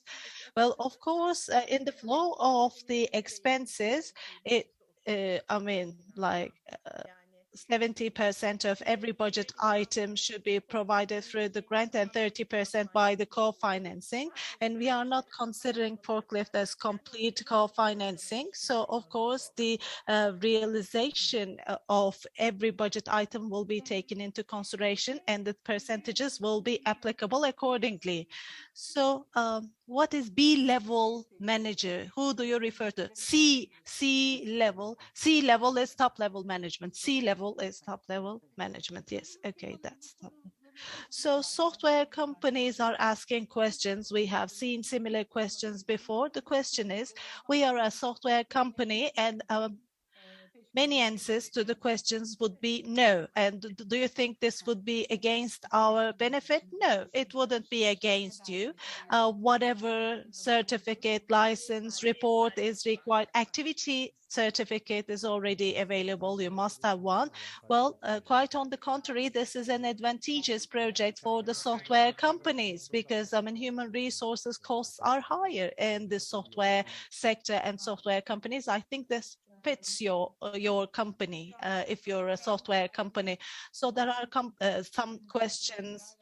Applicants, authorized representatives saying that decided for the applications, notary attestation, and one copy of the signatures for the letter of commitment by the authorized representative of the company. Is it only this is interesting, but we are talking about the board of executives. This Yok bir örnek vereceğimiz bir şey yok. Şirket yönetim kurulu kararları. It has further that we can provide as an example. It should be in the same format, and of course the authorized person's signature circular will also be included.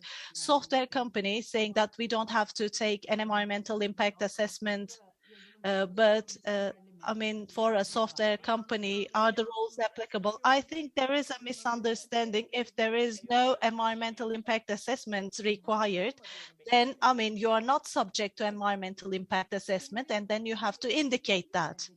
So yes, they have to indicate that their company is not subject to environmental impact assessment. So this has to be signed by the top level management. Yes.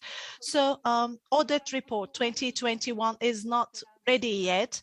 And should we provide you with the justifications about why it is not yet ready, and would it be sufficient? So once the report is out, we will be able to share. Okay, you can share the temporary one, and you can share the final one once it's ready. So in Annex B of the project, in the project budget template, production materials is the section that we have. And for example, buying some thread. So do we have to include pro forma invoice for buying the threads? Yes, of course. For materials, yes, you need to have pro forma invoice. You can look at the supporting documents, especially in page 20, article 16 in supporting documents. You can see what you need, and you can see the documents that must be uploaded, that must be provided. So you can see the details there. So it's a criticism. Let's call it a criticism.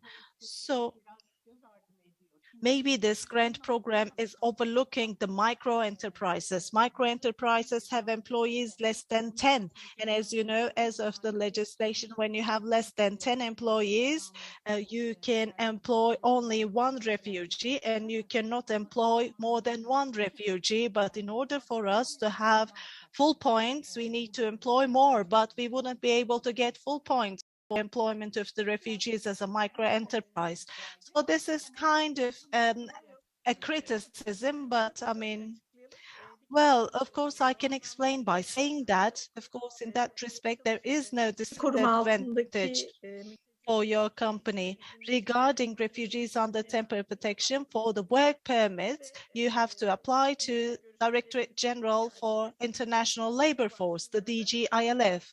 So we have had talks with DGILF and we know that applications are responded positively. So 10% rule is considered case-by-case basis for each application, and without reservation, you can submit your applications to the DGILF regarding employment of the refugees. And please follow the announcement and legislation that DGILF is subject to, and do not hesitate to submit your application. There is no disadvantageous situation vis-a-vis the micro enterprises. So regarding the exclusion list, this is a question that we receive from time to time, maybe you remember. So based on the link, turkiye.gov.tr exclusion list. So when you search this, the paper we see, the document we see is an empty document. Should we upload it as an empty document? Should we upload the empty paper that appears on the screen? This is the question that they are asking. Yes, we have a lot of questions, and in the FAQ, you can find the reply to this question, and you can also make the query on ECOP. And okay, you can take the screenshot or the document that you receive, and you can upload that document if you cannot view it using another platform. ECOP link. So in the FAQ, you can see the link for ECOP query and ECOP. So which question I'm trying to find from the FAQ? Okay, so there are 40 questions in the frequently asked questions, the FAQ, and you can find the answer to your question in detail. It's question number 33. Please check from the FAQ question number 33 and its reply. More specifically, they're asking key personnel CV. So we have a woman manager who is currently employed by our company. So this woman is going to be implementing the project, and the cost of this person is not included. And are there any criteria concerning the eligibility of key personnel? If not, should the project implementing person be new employment? So this key personnel is already an employee. So, I mean, this is not going to be new employment. So the cost of this already existing employment will not be covered by the grant. This is the perspective that we should consider this question from. Well, what was the next question? There are two aspects. So there is a woman employee who is a manager, and this woman employer is going to be in charge of implementation of this sub-project. Can this person be key personnel?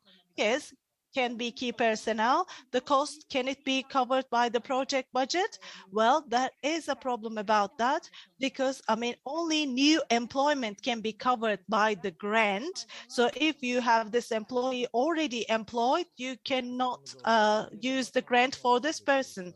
The only limitation is we expect this person to be one of the departments specified there. So there is no limitation with respect to key personnel. So in the budget table for the sub-project, regarding the cost of those items that we are not going to make any expenses on, should we show them in euro currency? We are not going to have expenses concerning some of the budget items. Should we show them as in euros? I mean, if you're not going to spend any money on that, you shouldn't enter any money about it. You shouldn't enter any budget about it. You're not going to procure any machinery or equipment. You shouldn't type in any any information related to that.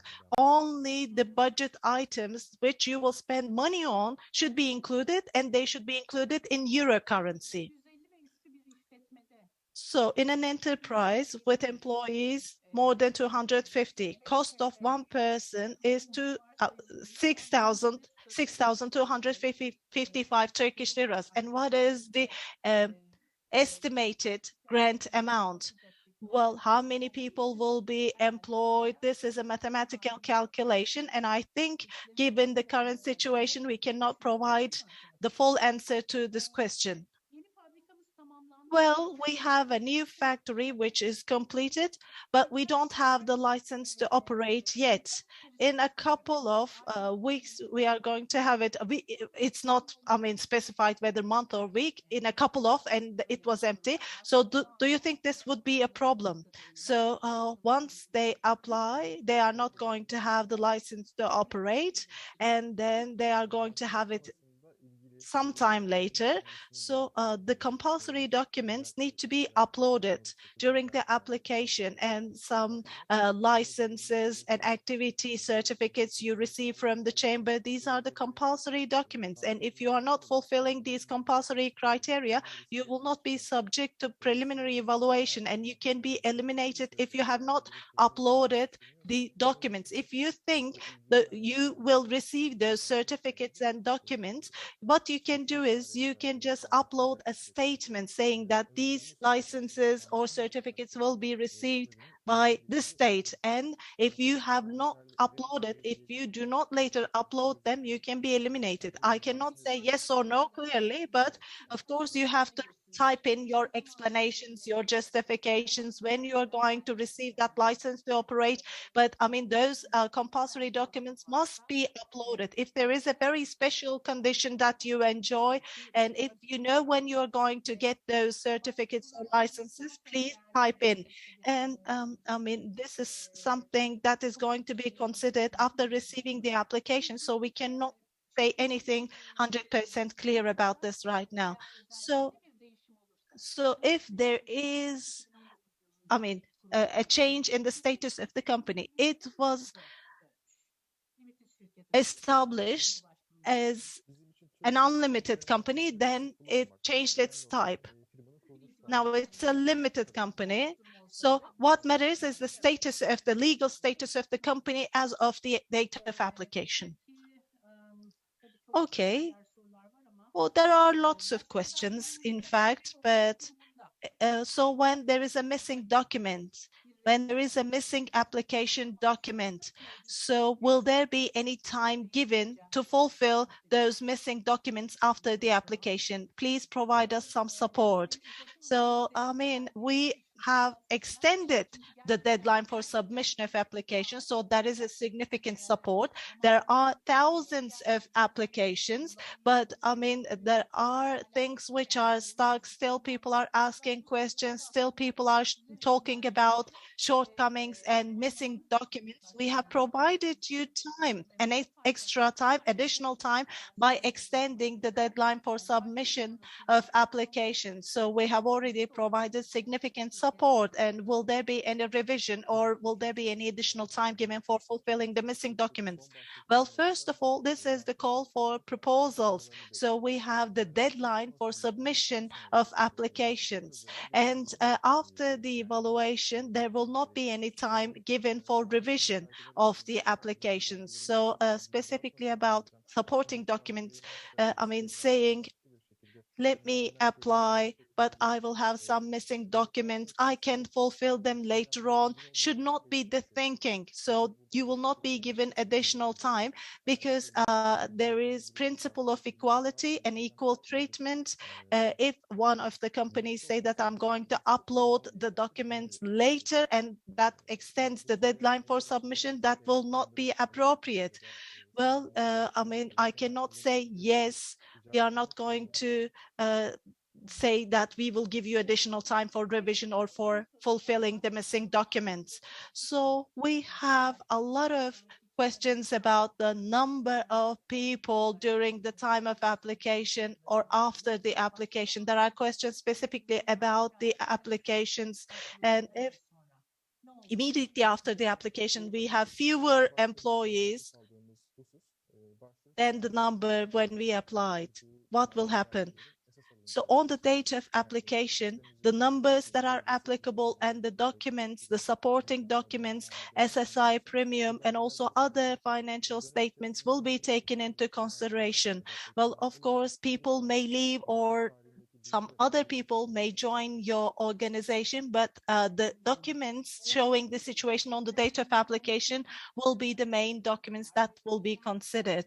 So will there be consultancy throughout 18 months and under the scope of the program, the training that will be delivered to people? Is it eligible costs? So consultancy, is it available for 18 months?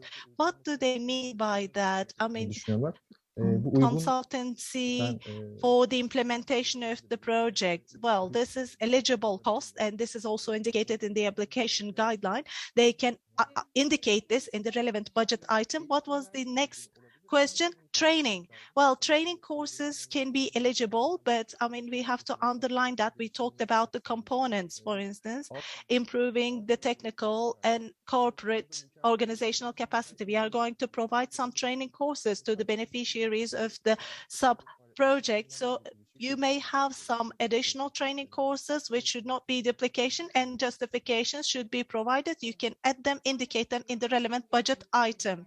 And these are the final questions. They are saying that we couldn't understand fully. Should we employ refugees after signing of the contract for the grant? Because, I mean, these are the final questions. Yes, yes, after signing the grant contract, you should be employing the refugees. I mean, when we notify that you are found eligible and we notify this decision, you sign the contract, and your expenses, the costs after signing the grant contract will be eligible costs in line with the criteria. Will the refugees be receiving a work permit? Yes, because formal employment is what we are talking about. So refugees must have a work permit. Should employment be full-time? Is it possible to have part-time personnel? So same questions. Yes, full-time. So very short answer to that. So employees should be full-time. We receive a lot of questions regarding refugees, their perspective about work. They want to work for a shorter period of time. If they leave 3 months later, what is going to happen? So we receive questions such as this one. The important thing is to match the number stated, so you can, if they leave, you can replace this person with another refugee, you can replace this person with another employee. You should employ other people to be able to support it. So we have answered a lot of questions, the same questions being repeated. We already talked about the logical framework. If you have questions later on, starting from next week for 2 weeks until the end of the call on the 14th of March, the call for proposals will come to an end.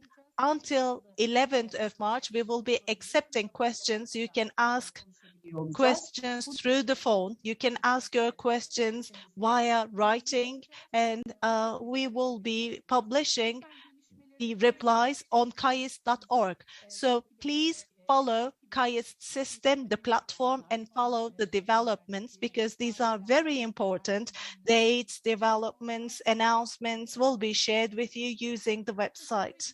Thank you very much for your kind attention. Thank you very much for your participation. Ayşegül Hanım?